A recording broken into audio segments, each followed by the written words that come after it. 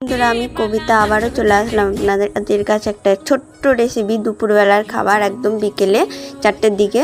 তো আমি ডিম টোস্ট করব পাউরুটি দিয়ে, ভালো করে ডিম টোস্ট হালকার মধ্যে, সেই রকম কিছু দিব না, কেন আমিও খাবো, আমার বাবুও খাবে।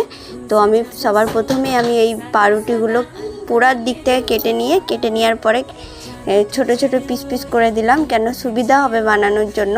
এত বড় বড় আমার পক্ষে সম্ভব না। তো আমি 3টে ডিমে করব ছোট ছোট করে, অতিরিক্ত ডিম দিব না, এত বেশি দিব না। এর মধ্যে পেঁয়াজ ভালো করে ঘষে নিলাম, হালকা হালকা জিরি, কেন তাড়াতাড়ি সিদ্ধটা হয়ে যাবে ওই ডিমের আমলেটের সাথে।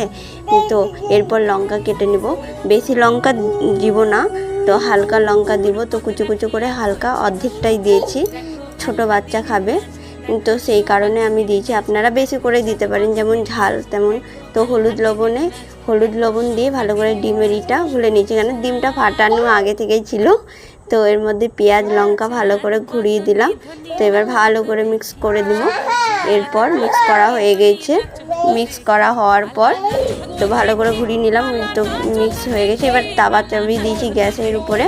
তো গরম আমি একটা তাওয়াই করব, কড়াই করব না, আমার তাওয়াতেই ভালো হবে। তো তেল গরম হয়ে গেছে, ওই সব কিছু গরম হয়ে গেছে। এর মধ্যে একটা করে পাউরুটি দিয়ে দেবো কেটে।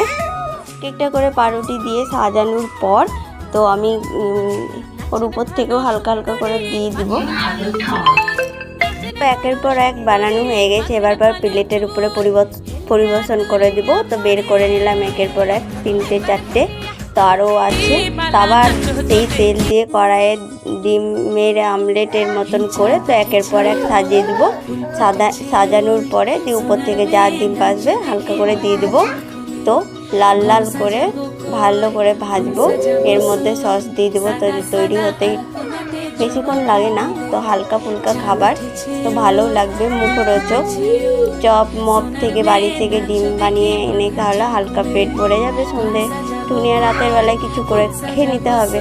তো একটা ভালো করে হয়ে গেল, তো ভাজা হয়ে গেছে। এরপর সাজিয়ে দেবো এক একটা করে।